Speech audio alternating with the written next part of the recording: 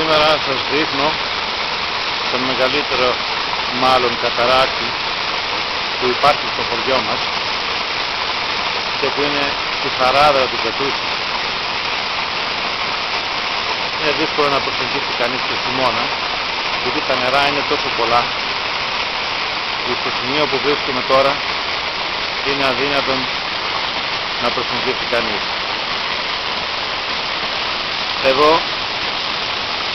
ποτέ ο ήλιος δεν στέλνει τις ακτίνες του, γιατί η Χαράδα είναι τόσο βαθιά.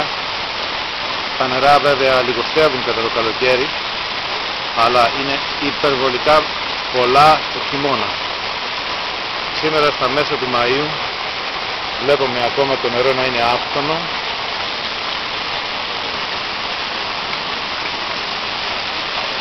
και πολλές πηγές να ρέουν από το πλάι του βουνού Πετρούση, Κουρί, από το οποίο και προέρχονται όλα αυτά τα νερά.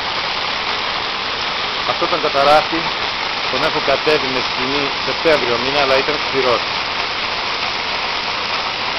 Και πάντα είχα την αγωνία να δω πως κατεβαίνουν τα νερά.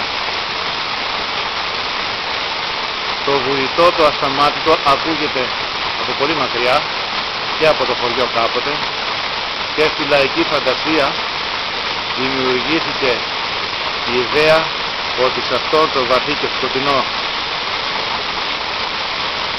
λάκκο κρύβονται οι σαϊτάνιδες, οι διαβόλοι δηλαδή, και κανένας να μην προσεγγίσει προς τα εκεί, γιατί είναι επικίνδυνο.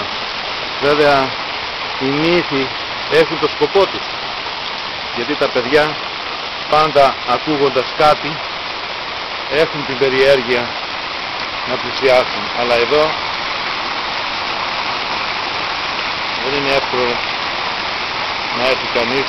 Δεν συστήνω σε κανέναν να έρθει, γιατί είναι πραγματικά πολύ δύσκολο και επικίνδυνο, γιατί όπως βλέπετε τα βράχια φτάνουν σχεδόν μέχρι τον ουρανό και ανα πάσα στιγμή μπορεί να γίνει καταλήφθηση και να τούθει κανένας βράχος στο κεφάλι, είτε από μόνος του είτε σπρωγμένος από κανένα αγριογούρνο, που και σήμερα μάλιστα στις 12 η ώρα που ήρθα συνάντησα μια αγέλη. Θαυμάστε προς το παρόν το τοπίο μόνον από το βίντεό μου.